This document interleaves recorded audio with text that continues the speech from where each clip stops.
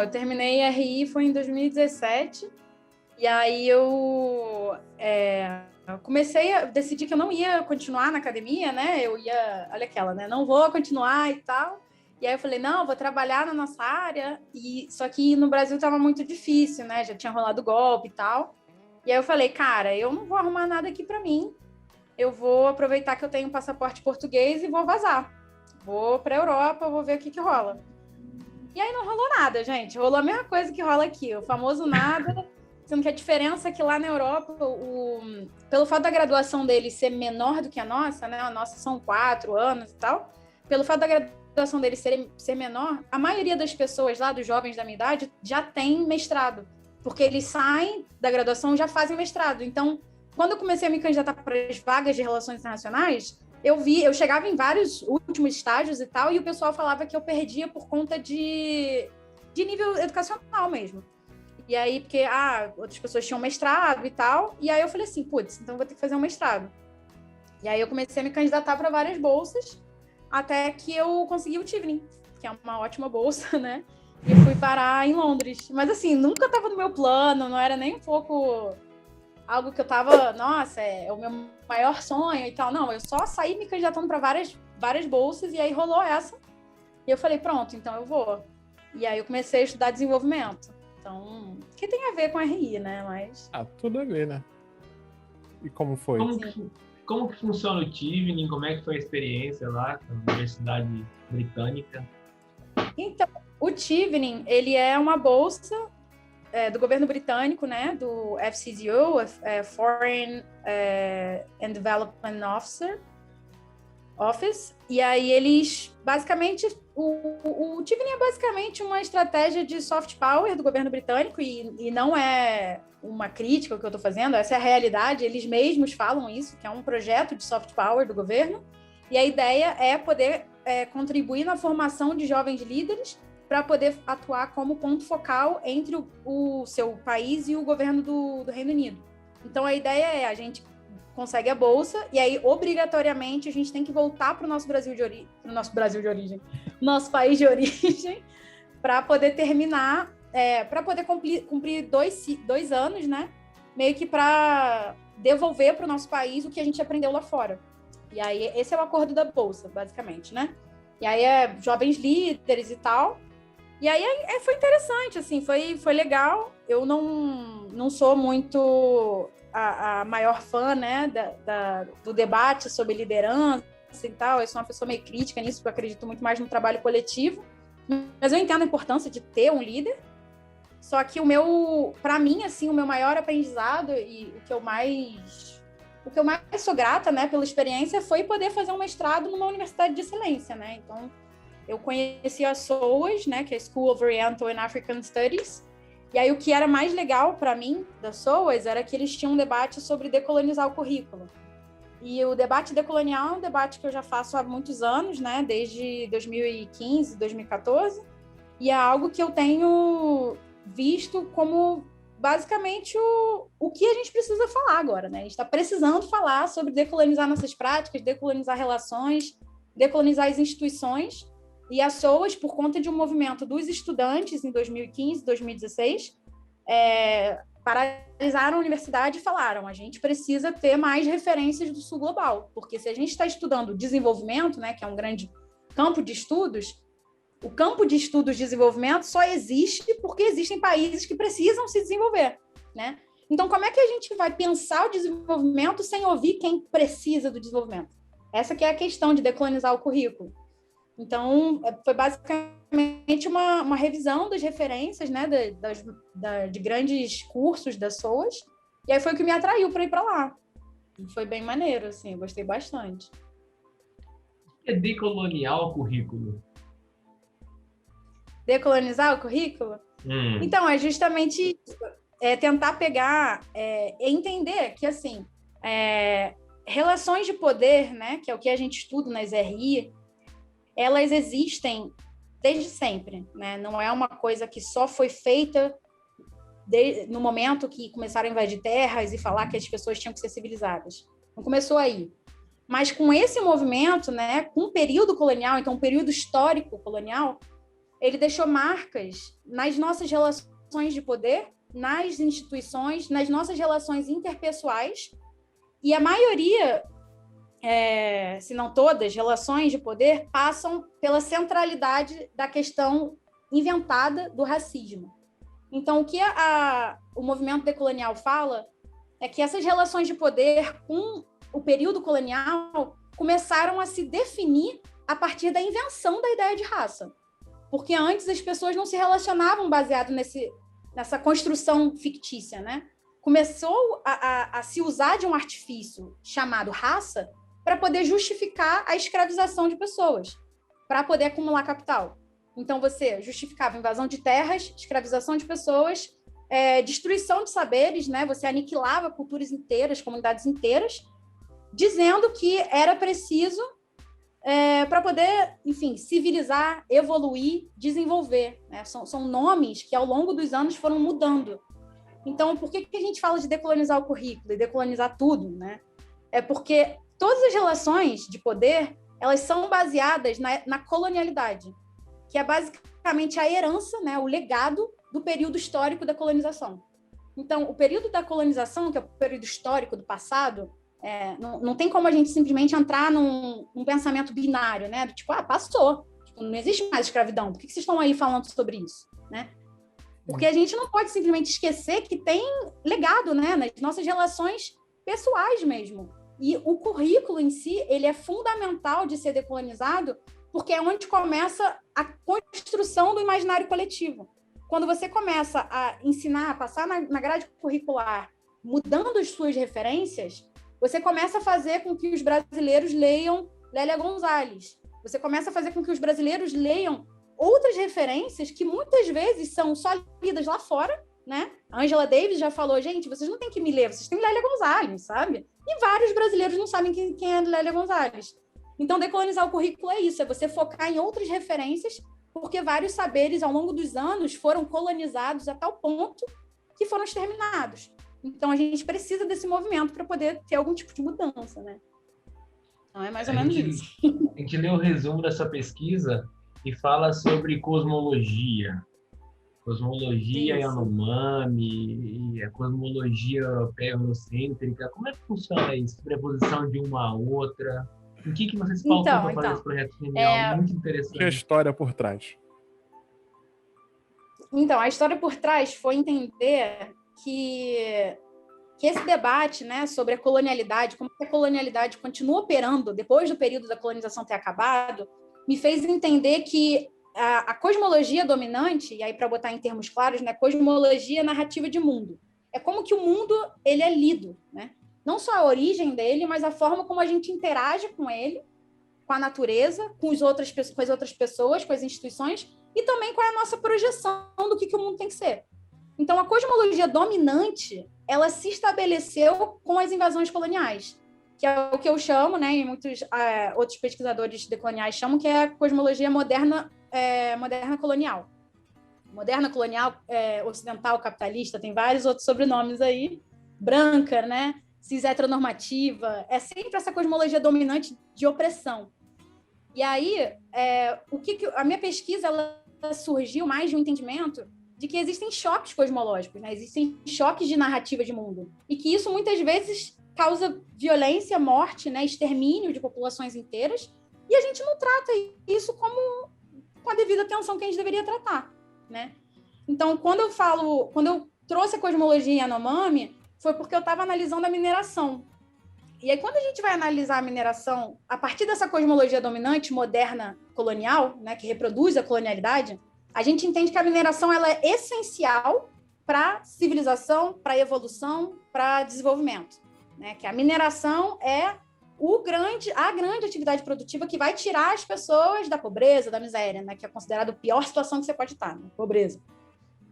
Não é à toa que a pobreza é altamente criminalizada no Brasil, né? Então, quando eu comecei a estudar a mineração, eu comecei a ver que tinha um discurso muito forte que não vem de hoje, né? Não vem de agora com o Bolsonaro, que tem família de garimpeiro, né? Que está falando de que temos que construir outras serras peladas. Não é de agora, é de muito tempo. Inclusive, o motivo que a América Latina, né, as Américas, de maneira geral, né, a Abya Yala, foi invadido foi porque nós tínhamos muitos minérios. Nós tínhamos outros bens naturais que são tratados como recursos. Então, a ideia da cosmologia dominante, né, de como que ela se relaciona com a natureza e, portanto, vê a mineração como atividade central, é que essa cosmologia vê a natureza como um objeto de propriedade do ser humano, né? Então, a gente vê que não tem nenhum outro entendimento possível que você possa falar assim, poxa, não acho que é assim que a gente tinha que se relacionar com a Terra, não. Não acho que é tirando todos os minérios da Terra para poder vender e aí finalmente ter dinheiro, né?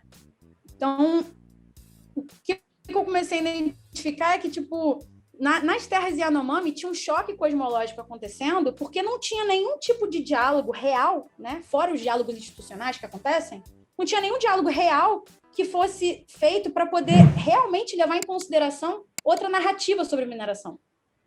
A mineração ela só é tratada como essencial, e até agora, na pandemia, a mineração é colocada como atividade essencial, o que é um absurdo, né? Porque não tem nem API para os trabalhadores das minas, não tem nenhum tipo de apoio para as pessoas que estão trabalhando nessa atividade, mas ela ainda é colocada como essencial. Mas essencial para quem? Né? Para as comunidades que estão tendo seus rios poluídos por conta de mercúrio, né? Para quem exatamente que é essencial, né? Então, o que eu comecei a entender é que essa narrativa de mundo, né, essa cosmologia dominante, ela se baseia da violência racial, né, violência colonial, para poder acumular capital. Então, se baseia dessa ideia de que existem alguns saberes que valem a pena, né, que são desenvolvidos, e outros saberes que não valem a pena. Então, eles podem ser exterminados. Então, isso justifica a invasão de terra, isso justifica extração mineral, e isso justifica a aniquilação de várias populações. E é isso que acontece com os Yanomami desde sempre, né? E agora, nesse exato momento que a gente conversa, tem 20 mil garimpeiros, pelo menos, invadindo as terras Yanomami, com o apoio do presidente, né? Então, é mais ou menos isso, assim, a ideia de choque cosmológico foi o que me fez começar a pesquisar sobre a cosmologia Yanomami, e eu comecei a entender que existem outras formas de a gente entender a mineração, né? E a cosmologia Yanomami em si, ela vê a mineração como uma leitura da origem do universo, e que o livro do Schopenhauer, chamado A Queda do Céu, ele é um livro essencial, assim, para qualquer pessoa que quer entender uma visão alternativa sobre a mineração. O Schopenhauer, ele é o líder, né, xamã Yanomami. Ele é o cara que, basicamente, tem feito todas as ações de liderado, né, todas as ações de resistência por parte do povo Yanomami. E é importante dizer também que tem os Yekuana, né, que são também um outro povo que vive junto com os Yanomami, tem uma visão de mundo, né, uma cosmologia diferente, mas que dialoga muito com os Yanomami. Então, é por isso que eu falo que é importante a gente ver a diversidade através da confluência. Então, não é a confluência é o entendimento de que é possível a gente conviver com perspectivas diferentes, né? A gente pode ter cosmologias diferentes, narrativas de mundo diferentes, e a gente ainda assim pode não se matar. A gente pode ainda assim conseguir viver em algum tipo de harmonia. Mas a gente não vai conseguir fazer isso se uma cosmologia, se uma narrativa de mundo é necessariamente baseada na destruição do outro. Então, foi basicamente isso que eu comecei a me questionar. Aí eu não sei qual o rumo da conversa vocês querem tomar, eu posso começar a falar da cosmologia Yanomami, qual é o entendimento deles sobre a mineração, posso falar sobre por que desenvolvimento, por que essa ideia de mineração é problemática, enfim, o que vocês têm mais interesse em saber? Eu li seu resumo e estava lembrando de um texto da Ailton Krenak que eu li sobre o desastre dessa narco, né? Ele diz que para as pessoas que moravam ali à beira do Rio Doce, foi a destruição de um bem, do pescado, de uma fonte de renda, da vida, né? Da vida econômica, que poderia ser substituída. Agora, para eles, os Krenak, seria a destruição do avô deles, do avô de toda a nação, que era o Rio Doce. Eu achei interessante, eu fiz essa conexão quando eu estava lendo. Isso, de alguma forma, desenvolvimento e nações indígenas, e cosmologia, a lógica da confluência, se comunica com o pluriverso, que é um conceito que eu li no final do teu resumo, eu achei bem interessante, mas eu nunca li nada, em lugar algum sobre isso. O pluriverso é um debate que rola muito, né, dentro do movimento decolonial, que é a ideia que é muito inspirado na ideia zapatista, né, da criação de um outro mundo possível, um mundo onde caibam todos os mundos. Então, a ideia da confluência, ela é um conceito, né, que vem do debate contracolonial, de um pensador quilombola chamado Nego Bispo, e ele fala que a confluência é basicamente o seguinte, é você entender as diferenças, né, as diversidades como dois rios. Então, quando dois rios se encontram, eles não perdem a materialidade do rio que eles eram antes deles se encontrarem. Eles continuam tendo as mesmas, né, a mesma composição que eles tinham antes, só que quando eles se juntam, eles conseguem seguir o mesmo fluxo com mais força. Então, essa é a ideia da confluência, é você permitir que a diversidade, que a gente use a diversidade ao nosso favor e não contra, né? Não olhe para a diversidade como um problema. Então, eu acho que isso que o Krenak fala, o Krenak, ele é um grande mestre para mim, assim, né?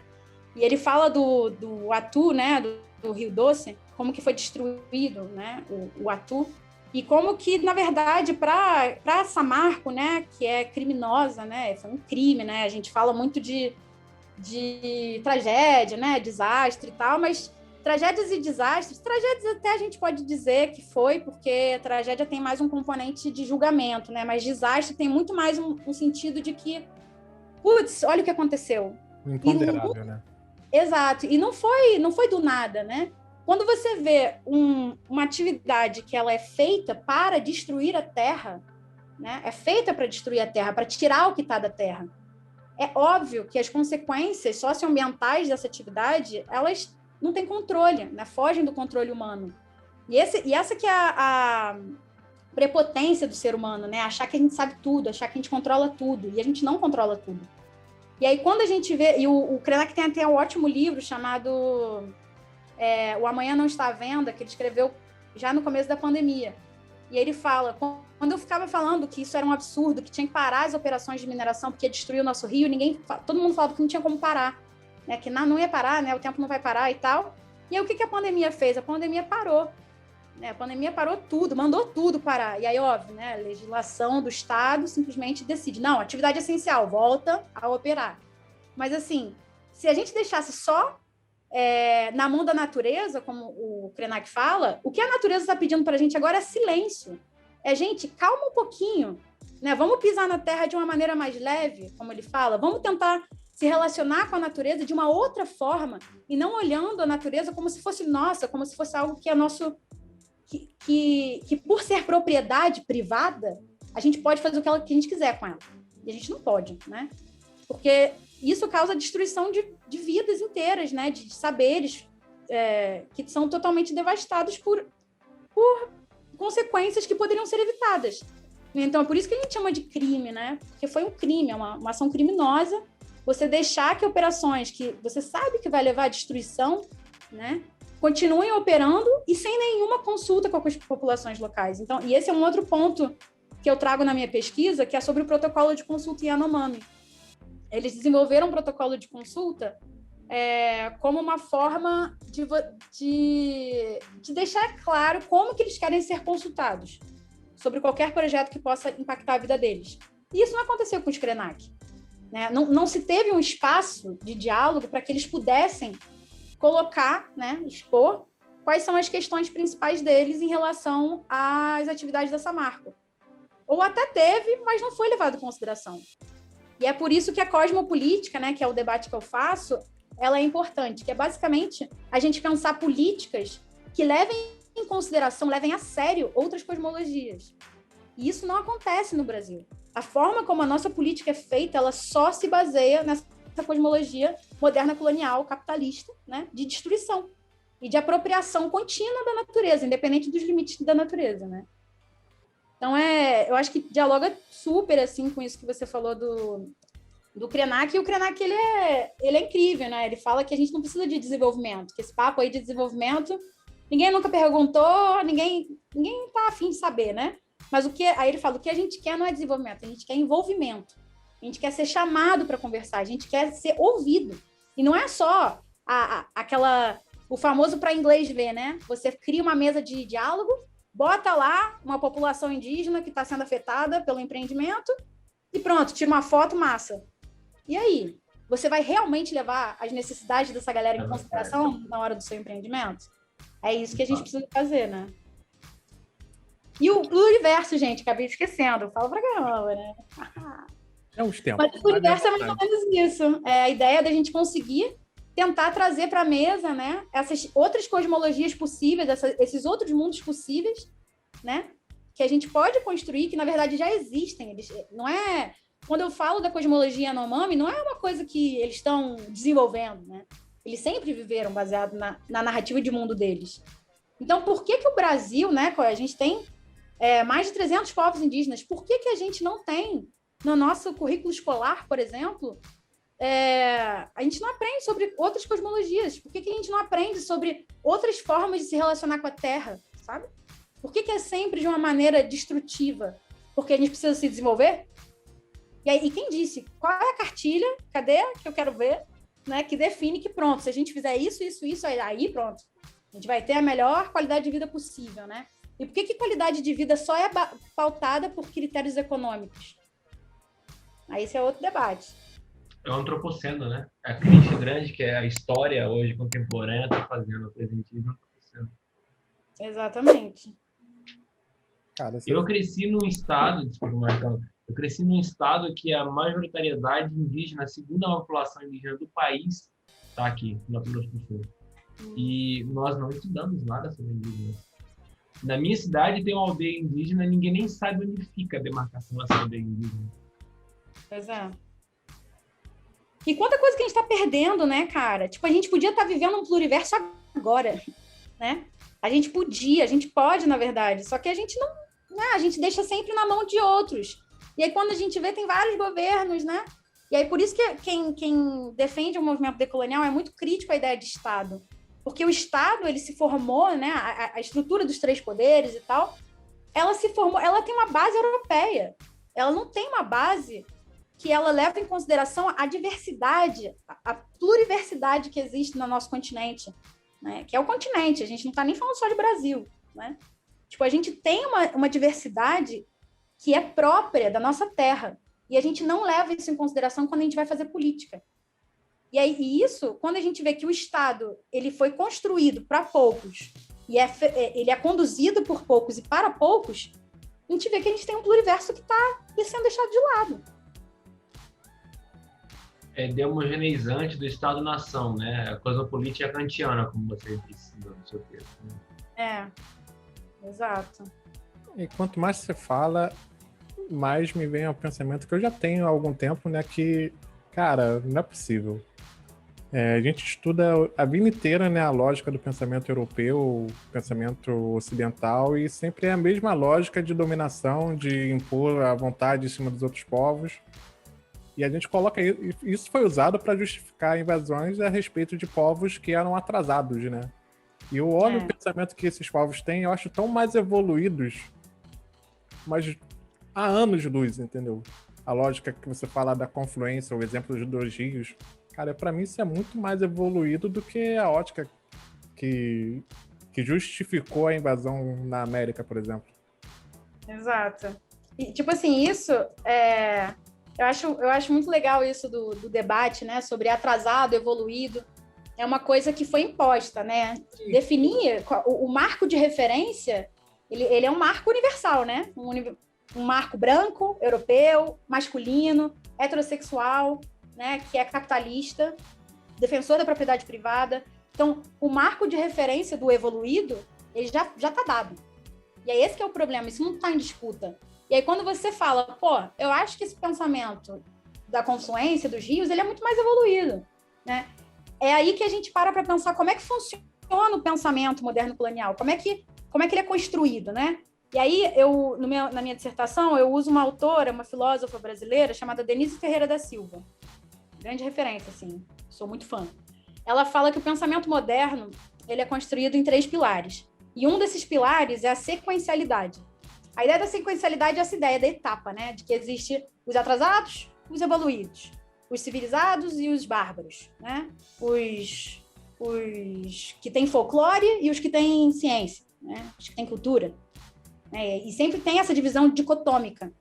E sempre é uma lógica de etapa, né? De começo, meio e fim. É uma escada, né? Como se fosse assim. É só assim que a gente vai melhorar a nossa vida.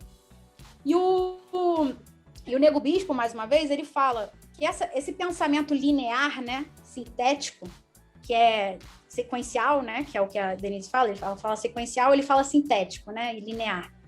É um pensamento que ele não corresponde à vivência de povos plurais, como os nossos, né, de povos que, como no Brasil, já tinham povos aqui morando, outros povos foram traficados, escravizados, e foram obrigados a chegar em uma outra terra. E esses povos conseguiram se relacionar de alguma maneira relativamente harmônica, tanto que tem a construção dos próprios quilombos, né? Então, o que o Nego Bispo fala é que o pensamento sequencial europeu, formado nessa ideia de início, meio e fim, ele não corresponde ao pensamento dos povos plurais, que é começo, meio e começo. É um pensamento que ele é circular, ele não para, entendeu? Ele não tem um objetivo final. O objetivo dele está sempre circulando. Então, ele também faz a analogia da capoeira com o futebol, né? O futebol, enfim, tem um monte de discussão se o futebol nasceu na Inglaterra ou na China, enfim. Eu não sou nem um pouco do futebol, só vou usar a referência que ele usa. Mas ele fala que, assim, tem o futebol e tem a capoeira, né? No futebol, se tiver a galera lá jogando no campo, você tá na arquibancada, mas você sabe jogar muito melhor do que a galera que tá lá jogando. Você não pode simplesmente chegar, né? Porque tem regras bem definidas, tem uma forma, tem uma estrutura e tal. Então, ele fala que o futebol se relaciona muito com o pensamento europeu, né? Que é como se fosse fechado. Enquanto que a capoeira, não importa, você pode ser a pessoa menos experiente possível, que se tem uma roda, qualquer pessoa pode jogar. E essa que é a ideia do pensamento circular, né? No pensamento orgânico, que vem da terra. Que a gente pode permitir que várias diversidades confluam, desde que a gente se permita ouvir, né? Genuinamente, e considerar o que está sendo ouvido, não é só ouvir, né? Não é só deixar entrar aqui e sair pelo outro, é você genuinamente ouvir o que está sendo dito e você falar, putz, não pensei por esse lado, né? Então é mais ou menos isso, assim, eu acho essa ideia de começo, meio e começo é muito melhor porque isso gera movimento, isso faz com que a gente continue e não fique paralisado na situação de eu estou no início ainda, como é que eu vou chegar lá naquele fim? Como é que eu vou me desenvolver? Como é que eu vou me tornar desenvolvido? Porque isso paralisa. Se você tem um marco de referência de como eu tenho que ser, é que nem aquela coisa, né, de que as pessoas ficam julgando a própria jornada, se baseando na jornada do outro. Se você faz isso, você está se paralisando, porque você está usando um marco que não é necessariamente seu, né? Não condiz com a sua vivência, com a sua realidade, ou até mesmo com o que você quer, né? E a gente nunca se pergunta isso, o que a gente quer. A gente só olha essa outra referência e fala, putz, eu não vale a pena, não faz sentido. Mas se a gente começa a pensar com esse pensamento circular de movimento, a gente se permite andar durante um tempo, parar para refletir e continuar andando. E é assim que a gente vai resistindo, conseguindo construir outras coisas. Acho que entra até mesmo na problemática que com certeza você deve ver sobre o desenvolvimento, né? Que nessa lógica de começo, meio e fim, a história do desenvolvimento é problemática tanto no começo, quanto no meio, quanto no fim, né? Sim, total. Que a finalidade é mais acumulação de capital. E para isso, várias pessoas se ferram, a natureza se ferra, e todo mundo é infeliz no decorrer da vida inteira, praticamente. O desenvolvimento, ele acontece em detrimento das pessoas e da natureza, né? Tipo assim, é o desenvolvimento pelo desenvolvimento. Ele não tem nenhuma base real para você justificar o porquê que a gente está seguindo essa direção. Ela só precisa, ela é necessária e urgente. É essa sensação de se a gente não fizer isso, acabou, a gente não vai conseguir sair da crise. E sempre tem uma justificativa da crise, né? Agora, com a pandemia, o plano do Bolsonaro é levar em direção, se não me engano, o nome do plano é mineração e desenvolvimento, ou plano Lavra, se não me engano. E a ideia é usar a mineração para poder recuperar o Brasil da pandemia. E aí é urgente, né? Urgente recuperar a gente da pandemia. Mas por que em vez de você trabalhar com a prevenção da crise, né? Essa lógica de gestão, depois do problema que ele já acontece, por que você não pensa na prevenção? Por que você não pensa em como não permitir que a gente chegue em um ponto que a gente precise fazer coisas necessárias que acabam levando à destruição de pessoas, de comunidades inteiras, de saberes, à morte de pessoas, morte de rios, né? Isso não está sendo... Quando você pensa nos custos, né, dessa lógica do desenvolvimento, você está incluindo os custos socioambientais? Tipo Belo Monte, né? Belo Monte, até o custo em termos de eficiência energética, é um fracasso, né? A obra, porque é um rio que se eu não me engano, metade do ano ele fica seco, na área onde tem a hidrelétrica. Então, assim, não funciona por metade do ano. Mas, além disso, né, vamos considerar que, sim, tem uma eficiência energética, é importante e tem o seu valor. Na hora de que a gente foi considerar se essa obra valeria a pena, faria sentido, né, teria o custo-benefício, ele faria sentido, se incluir os custos socioambientais dessa obra, ou não? Os custos de você ter que remover milhares de pessoas, você ter que mudar curso de rio, você ter que destruir partes, destruir modo de vida das populações que viviam ali, que eram ribeirinhos, e aí você pegar essa galera e botar no que chamam de reassentamento urbano coletivo, os RUCs. São, basicamente, né, a Eliane Brum fala, são territórios de violência, onde você pega uma galera que estava muito bem conectada com a terra, com o seu modo de vida, né, ser ribeirinho, né, você vivia no rio, pescando, você tira essas pessoas do lado do rio, que viviam em palafitas, porque você diz que palafita não é boa condição de vida, vamos dar uma casa de alvenaria para você. Bota essa galera no meio da cidade, e aí essa galera fica em depressão, porque não tem nem onde botar uma rede, que era a base da vivência deles. Todo dia essa galera dormia em rede, dentro do barco, seja onde for. E aí você tira coisas básicas para a qualidade de vida dessa população. E aí você dá uma cesta básica e fala, pronto. Não, ele tem comida, ó, ele tem uma casa de alvenaria, tudo que é ideal para uma vida urbana. Mas quem disse que todo mundo aspira a essa mesma vida? Né? A gente sempre esquece a diversidade que existe no nosso país. E a gente está sempre querendo impor políticas de desenvolvimento, sendo que a gente não considera o que é desenvolvimento para cada pessoa, né? Cada grupo. Tem uma ideia de que tem uma referência do que é o desenvolvimento e pronto. Todo mundo vai ficar com a mesma coisa. Isso não é necessariamente melhoria de qualidade de vida para ninguém, sabe? Por isso que eu sou bem crítica à ideia de desenvolvimento, porque a forma como ela foi criada, né, foi um discurso do Truman, e ele fez um discurso basicamente falando, olha, agora nós temos um mundo com países desenvolvidos e países subdesenvolvidos, que depois virou em desenvolvimento, e esses países subdesenvolvidos precisam da nossa ajuda. E aí começou todo o debate de ajuda internacional, né? Como que... E é o complexo do Salvador, né? É a culpa colonial em jogo. É a galera que destruiu um monte de território e fica assim, putz, eu tenho que ajudar essa galera pobre. E aí dá uma grana, investe em um empreendimento aqui e ali, achando que está melhorando a qualidade de vida das pessoas porque está dando dinheiro. Mas dinheiro não necessariamente se reflete na qualidade de vida que aquelas pessoas querem, sabe? Então, o desenvolvimento, para mim, é uma furada. Não adianta a gente pensar por essa lógica. Estou ouvindo você falar das grandes obras de desenvolvimento, igual a Belo Monte e tal, e eu estou lembrando da minha pesquisa, da minha tese de mestrado, que eu comecei mais ou menos a escrever, que é sobre isso, né? Eu estou, como direito internacional econômico, eu estou analisando os contratos internacionais do Banco de Desenvolvimento da Ásia, que é capitaneado pela China, financiando essas grandes obras. E tem cláusulas nesses contratos que diz que se impactar comunidade tradicional ou meio ambiente de forma significativa, e ainda não analisei profundamente que é de forma significativa, né, para eles não liberam a grana. E esses contratos estão influenciando os contratos do Banco Mundial, do FMI, de bancos regionais de desenvolvimento também. Está sendo bem interessante a pesquisa. A Beatriz Bício, né? Eu não sei se você conhece ela, mas ela é uma grande professora da UFRJ, né? Ela sempre foi uma tutora para mim, né? Ela tem uma pesquisa boa sobre a China e sobre países asiáticos de uma maneira geral, porque ela lê mais desde o espírito de Bandung, né? Desde o movimento dos não alinhados e tal. E ela fala que essa lógica dicotômica que falam nas relações internacionais, né? Que o poder tá mudando do Atlântico Norte, né? Lá para a China, né? Para a Ásia e tal. Ela fala que a gente não pode ser tão simplista, né?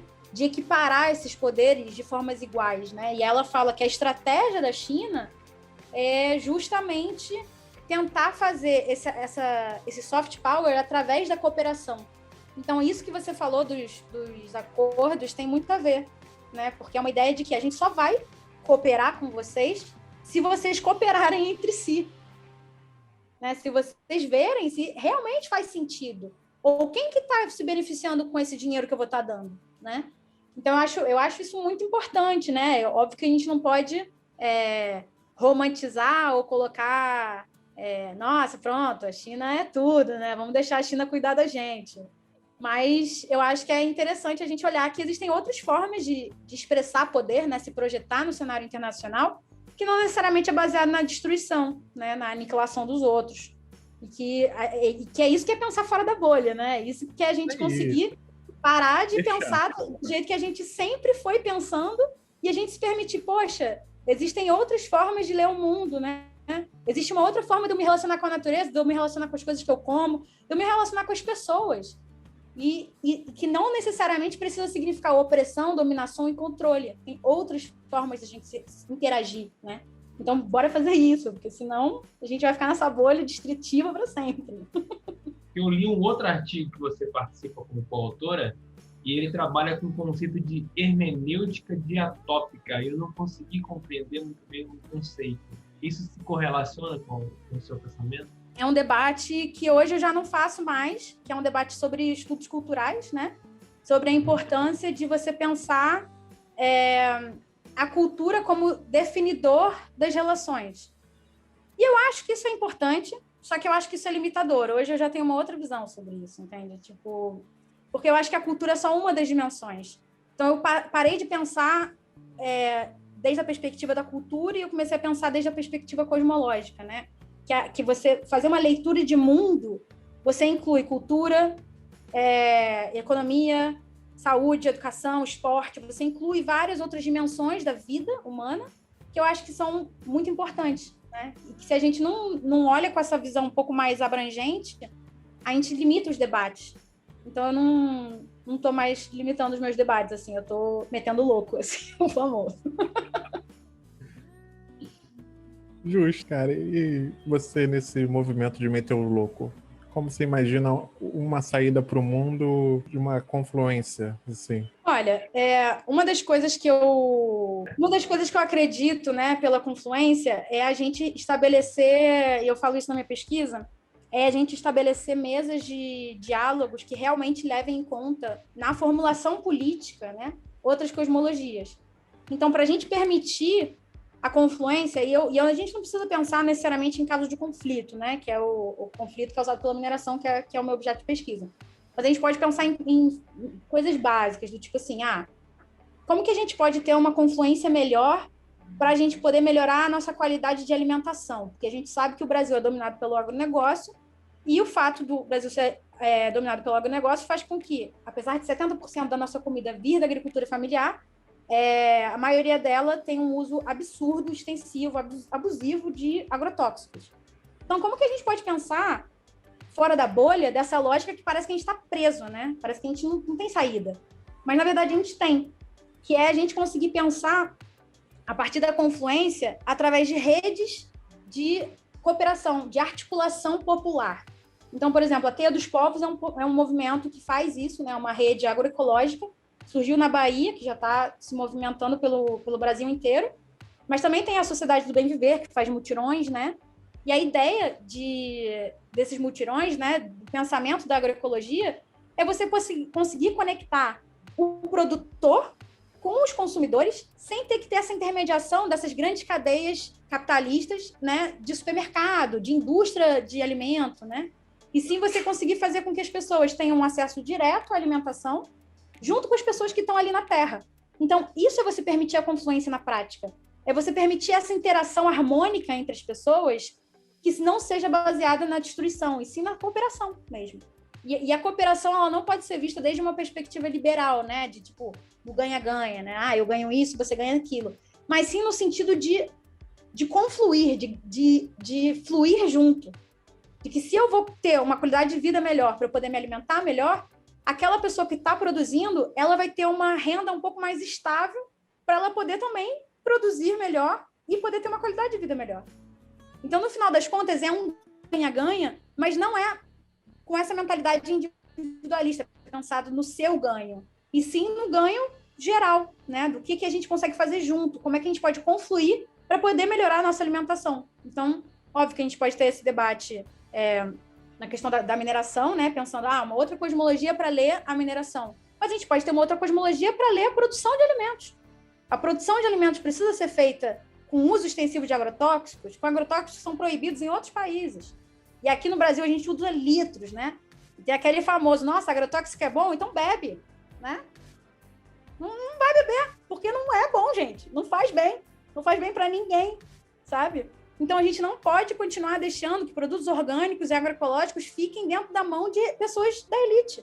A gente precisa permitir que isso seja uma pauta popular, porque o alimento vem da terra, e quem está na terra são as pessoas.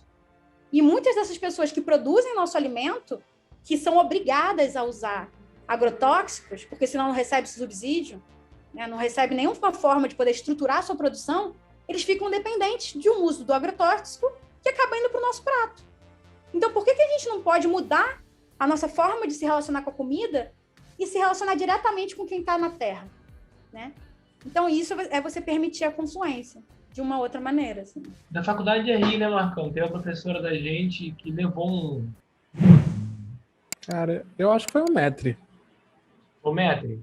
Acho Um agrônomo para falar sobre as sementes e tal, em sala de aula? E eu também tive uma professora que levou uma representante do MST, se eu não me engano, para falar sobre a problemática da semente crioula, né? Porque são obrigados a usar a semente transgênica. Exato. Eles são obrigados a usar a semente transgênica. E aí, quem produz a semente? A Monsanto. E quem que a Monsanto faz parte? Da Bayer, que é uma grande corporação, né, farmacêutica. Então, assim, eles produzem as sementes, produzem os agrotóxicos, causam doenças nas pessoas, né? E eles dizem que os agrotóxicos são os remédios, né, das plantas. E aí eles produzem remédios para as pessoas. Olha que conveniente, né? Em todas as pontas da cadeia, né? Exato. É ótimo, né? Eles pensaram muito bem aí no projeto, no modelo de negócios deles. Só que não incluiu ninguém nessa jogada. Então... Eu ouvindo eles falando, eu falo, cara, a gente não tem segurança alimentar nenhuma. Porque no dia que a Baia resolver meter o pé, acabou. Eu vi uma reportagem nesses programas rurais de televisão, desse francês que estava comentando sobre a Bahia, com aquele rapaz, o filho do Big Denis, que corria na Fórmula 1, ele voltou para o Brasil e resolveu encampar um projeto desse tipo. E aí ele juntou com esse francês, pegou uma fazenda do Grupo Pão de Açúcar, no interior de São Paulo, e resolveu tirar completamente os agrotóxicos. E eles conseguiram fazer uma plantação de larga escala de produtos sem agrotóxicos. Eu não sei em que pé que está isso, faz quase uma década que eu vi essa reportagem. Eu achei bem interessante, assim, para repensar a ideia também de larga escala sem um impacto ambiental absurdo, né? Exato. E aí, assim, o pessoal da Teia dos Povos, e eu não sei se essa galera que você falou agora usa esse sistema também, mas ele é muito, pelo que eu pesquisei, ele é muito comum nessa área da costa, né, com a Mata Atlântica, que é o sistema Cabruca. E aí o sistema Cabruca, ele é muito usado para poder plantar cacau, e o cacau, ele é um ótimo produto para poder vender, né, exportar, porque ele tem alto valor agregado, pode produzir, enfim, outros produtos, né, chocolate, enfim, várias outras coisas. E o sistema Cabruca, ele é interessante porque ele faz com que a plantação de cacau fique por baixo e por cima tem uma grande variedade de plantas nativas, né, de espécies nativas que vão proteger essa planta de cacau do sol e também vai garantir que essa proteção vai cair um pouco de matéria orgânica que vai ficar fertilizando o solo. Então, é um sistema que ele é totalmente autossustentável, né? Porque ele não é só baseado na ideia da sustentabilidade. Também ficou um debate bem linkado com o mercado, né? Que eles falam, nossas práticas são sustentáveis. Mas para sustentar o quê, querido? Para sustentar a sua economia, né? Porque não está sustentando nada. Não está sustentando o meio ambiente, não está sustentando as populações, né? Então, se a gente pensa na autossustentabilidade dos sistemas, a gente pensa numa lógica de economia circular. Uma economia que não precisa, como você falou, de agrotóxicos, de agentes externos que são potencialmente danosos, né? E aí para a terra, para a gente que vai comer aquilo, né? Para os bichos que acabam sendo contaminados, né? Como consequência. Então é possível a gente pensar outra forma, sabe? A gente só tem que se permitir conhecer também. A gente estava falando de mineração. Seu trabalho é pautado na mineração na região dos Yanomami. Como é que a mineração afeta esse aspecto também de segurança alimentar deles? Olha, gente, a mineração é um problema que dá para ficar aqui durante 5 horas, assim, falando. A mineração é a grande... Amo. A mineração é uma atividade que ela afeta não só a segurança alimentar, como a autonomia alimentar. E por que a mineração é tão prejudicial nesse sentido? Porque quando ela destrói a terra, ela não só destrói a terra, que é onde você planta, né?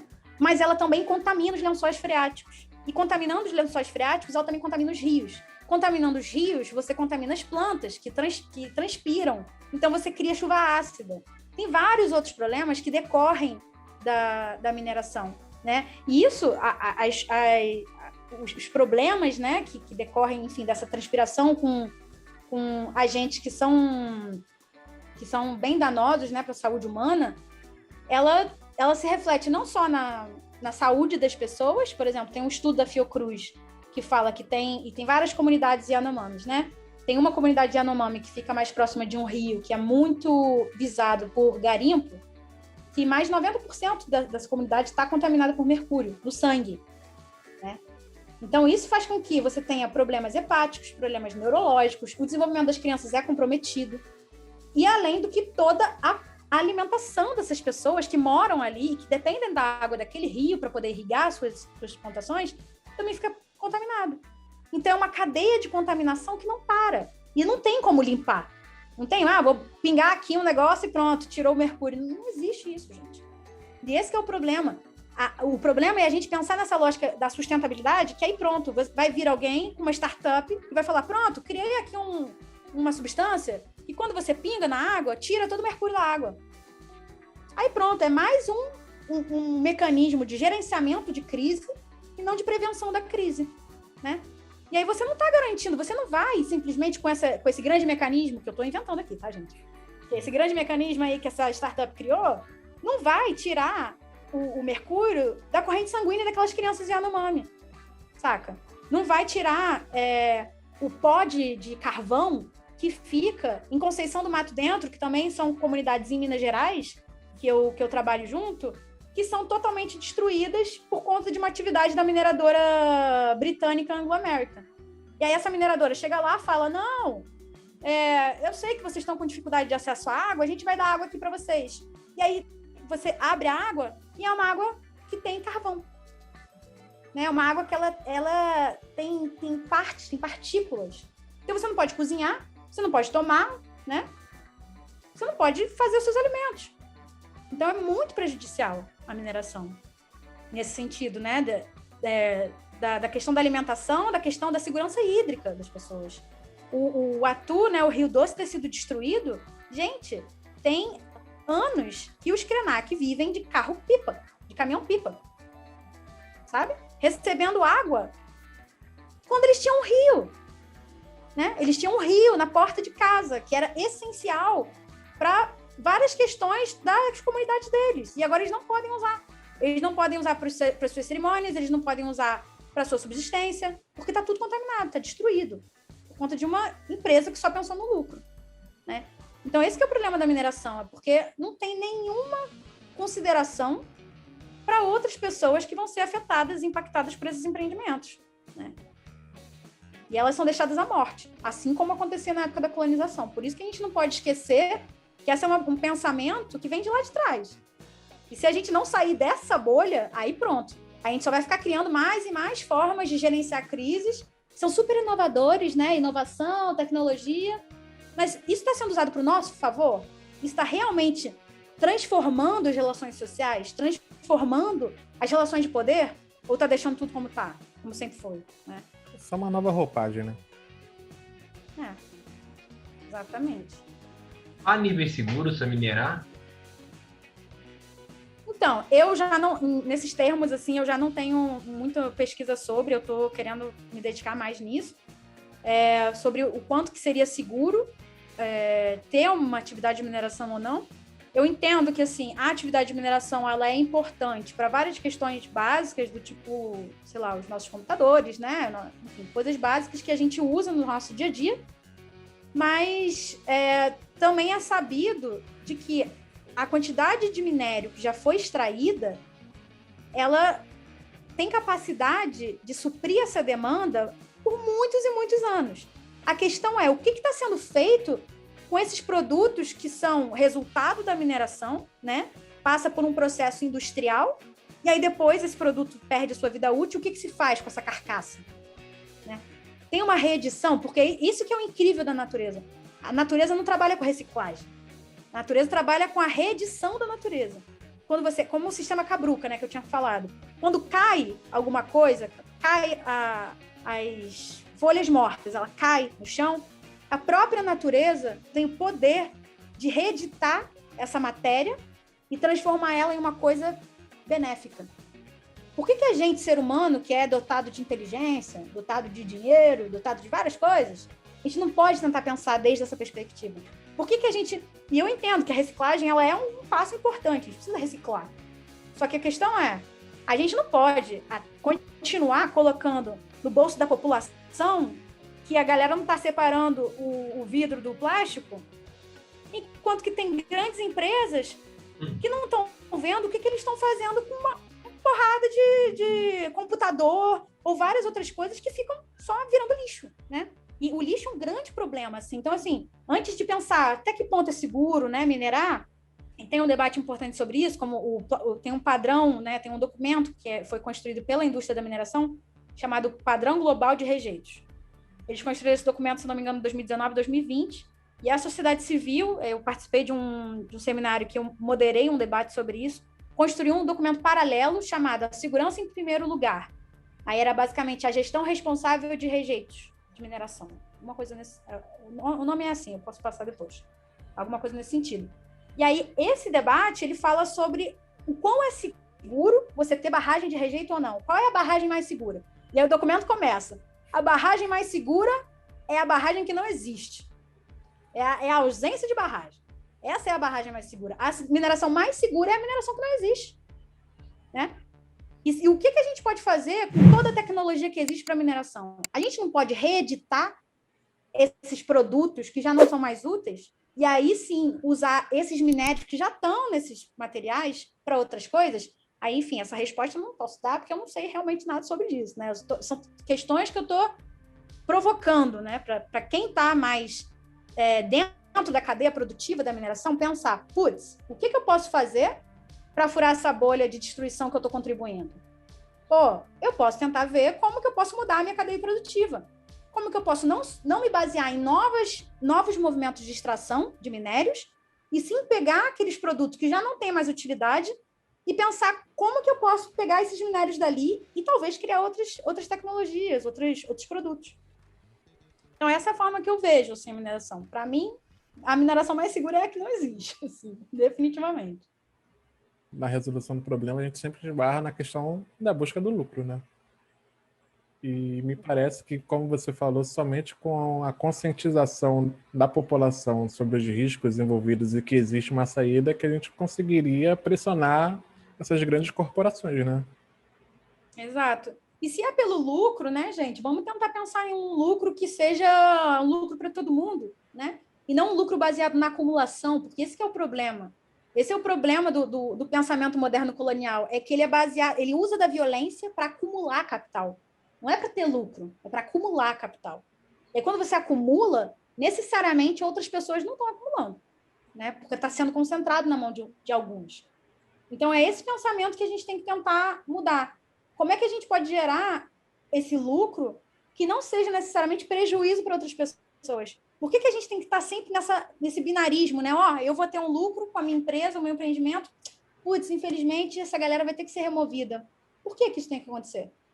Né? Por que a gente não pode pensar uma forma de que, por exemplo, a economia com a floresta em pé, né? A Amazônia 4.0, um projeto do Carlos Nobre, que é um grande cientista climático, né? Ele fala que sim, gente, é possível a gente construir uma economia circular, né? Que valorize o conhecimento tradicional, valorize as pessoas que estão nos territórios e que não destrua os territórios, né? E que possa fazer com que essas pessoas que gerem renda, gerem trabalho, mas que não seja baseado na destruição, e sim na preservação, né? E nessa construção coletiva.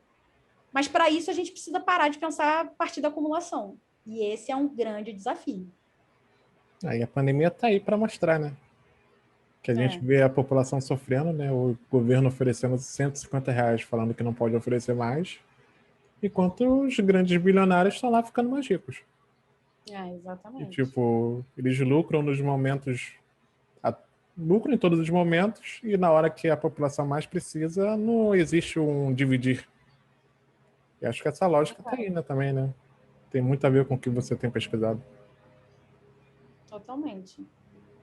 Exatamente. E é isso, assim, se a gente continuar apenas resignando, né? Aceitando que, putz, a gente vive num país muito desigual, racista pra caramba, putz, que droga. E aí, cara, o que você está fazendo no seu dia a dia para poder fazer com que as pessoas pensem de uma outra maneira e não só caiam nessa resignação, né? Nessa paralisia, né? Que faz com que a gente pare, né? Que é aquela ideia da referência, que a gente tem essa referência de, nossa, a forma que a gente vai sair da pandemia é se todo mundo for vacinado, é se o governo finalmente agir. Gente, o governo não está agindo. E o que a gente vai fazer nesse meio tempo? Nesse meio tempo tem um monte de gente ficando sem comida, porque o auxílio emergencial era o que garantia comida para essa galera. Né? A gente está se organizando, como, por exemplo, rolou na Itália. Rolaram brigadas de solidariedade da população, tá?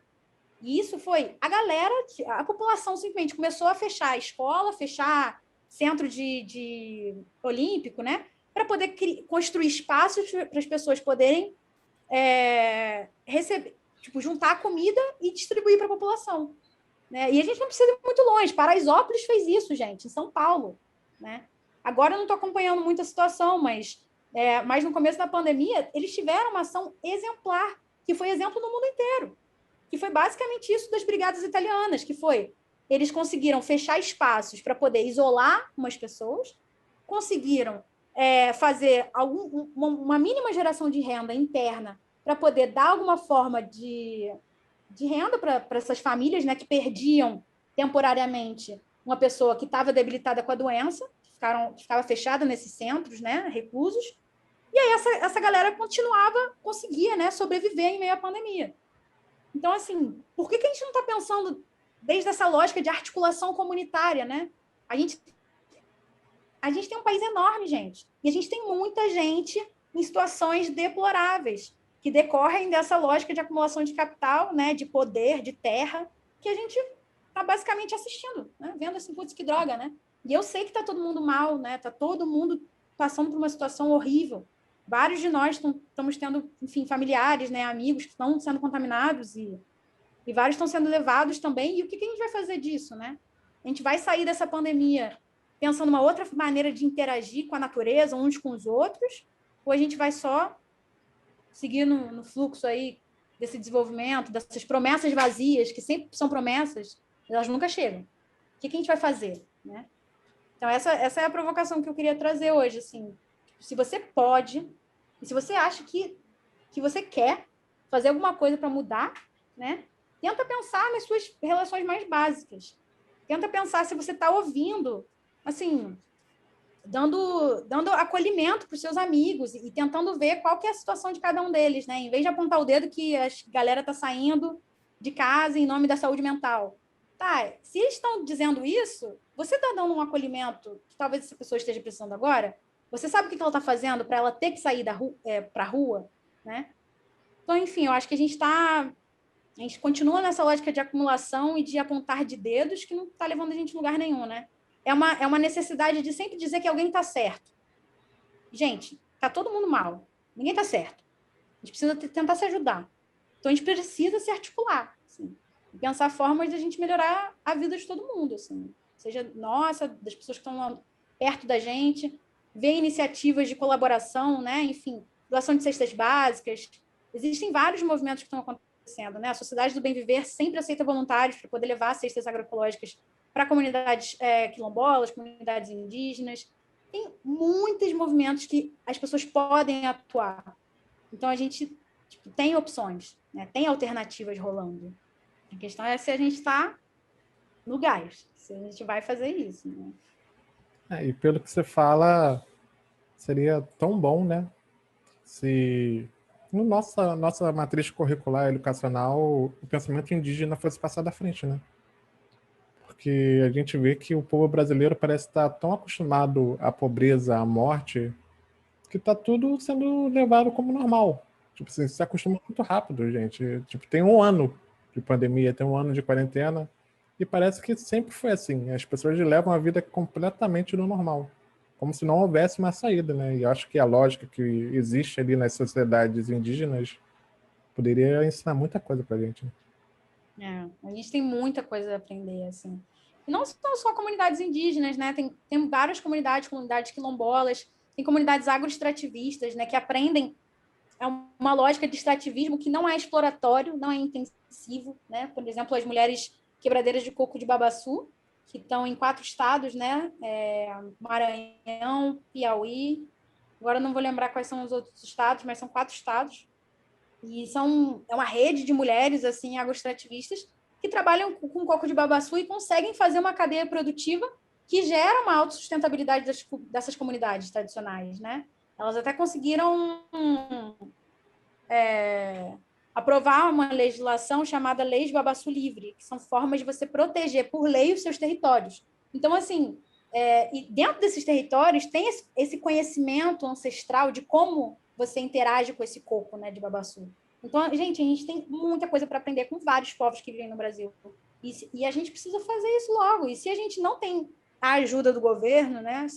Porque é a hora que a gente está falando, né? A gente está falando de decolonizar o currículo, vamos aqui botar pensamento indígena nas universidades, que seja. Nas universidades é até mais provável, né? Mas nas escolas eu já acho um pouco mais difícil, mas importantíssimo, na verdade. Só que se a gente não pode contar com o Estado, como que a gente vai fazer isso? A gente vai se articular enquanto população, sociedade civil organizada, né? Se organizar em movimentos de luta pela terra, né? Até uma galera que se organiza em partidos políticos, mas tem outras formas de se organizar, tem coletivos, tem outras iniciativas, até o podcast de vocês, né? Isso é uma forma de se organizar, é uma forma de você repassar conhecimento e fazer com que isso chegue a mais pessoas. E isso é uma forma de organização sociopolítica, né? Só que a gente precisa estar fazendo essas coisas, a gente não pode ficar parado. Porque o capitalismo certamente não está parado, né? A acumulação continua acontecendo. Exato. E sempre se reinventa, né? Exatamente. Eu estava pensando nessas iniciativas em relação a aprendizado indígena na universidade. Em escola ainda não foi implementado, né? Só em escolas de aldeias urbanas indígenas aqui no estado. Campo Grande tem.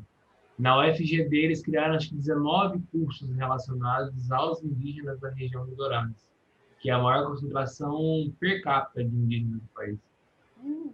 Incrível. Então, exatamente. Essas iniciativas são coisas que as pessoas precisam saber, né? A gente precisa falar disso, a gente precisa falar que está rolando uma interação real entre comunidades urbanas e comunidades indígenas.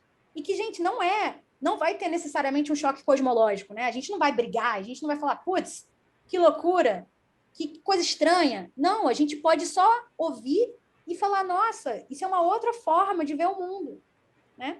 A gente não precisa olhar para a diferença pela lógica do outro, né? A lógica da separabilidade, que é um dos outros pilares que a Denise Ferreira da Silva fala. Além da sequencialidade, tem a separabilidade, que é você olhar o outro como o externo, né? Uma coisa que não pertence a você.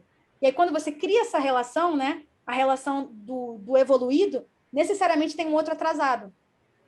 Então, por que a gente funciona nessa lógica, né? Então, eu acho que se a gente fala mais sobre essas iniciativas, né, como está rolando aí no seu estado, e que existem outros, né, a gente mostra que é possível, gente. Esse outro mundo é possível, ele já está em construção, né? Ele já está acontecendo. Só que a gente precisa falar mais disso. E eu sei que é muito difícil, né, em um momento horroroso que a gente está vivendo agora, que não só tem o colapso sanitário, mas tem essa emergência, crise política bizarra que a gente está vivendo. Então, todo dia é só desastre, né? Todo dia é um 7-1. Mas e aí? E quando é que a gente vai virar esse placar? Quando é que a gente vai falar assim, pô, tem outras coisas maneiras acontecendo tão bem, né? E a gente precisa ecoar essas alternativas para que esse pluriverso se destaque, né? E que fale, nossa, é possível viver nesse mundo múltiplo. Não é, a gente não tem só um mundo para viver. Queríamos agradecer a presença aqui da Gabriela, né? Foi maravilhoso ouvi-la, maravilhoso conversar com você. E com certeza agregou muito, não só a nós, mas como a todo mundo que nos ouve. Esperamos que sejam milhares, quem sabe milhões, um dia. É isso. Mas a gente está muito feliz e queria agradecer, muito obrigado aí pela sua disponibilidade e com certeza você volta. Ai, obrigada, gente. Muito obrigado, Gabriela, por trazer essa tese genial que você começou a construir no seu mestrado. Eu espero que tenha muito futuro, muito futuro. Muito obrigada, gente. Ai, foi um prazer, foi muito gostosa essa conversa, estou muito feliz mesmo. E que a gente continue confluindo, que a gente continue trocando bastante. Acho que o projeto de vocês, esse podcast, tem uma ideia que gente, é um imperativo. A gente precisa furar essa bolha, né? A gente precisa pensar fora dessa lógica de destruição que trouxe a gente até aqui. Então, eu estou muito feliz de ter participado desse podcast. Muito obrigada mesmo. E até a próxima. Show. E você que está nos assistindo e não é inscrito no nosso canal, não perca mais tempo e se inscreva agora. Essa é a hora do merchan. E não se esqueça, né? Curta, compartilhe, comente e ative as notificações, o sininho aqui do YouTube. A gente espera você no próximo e valeu. Valeu, Sérgio. Valeu, Gabi. Valeu, galera. Tchau, tchau. Tchau, tchau.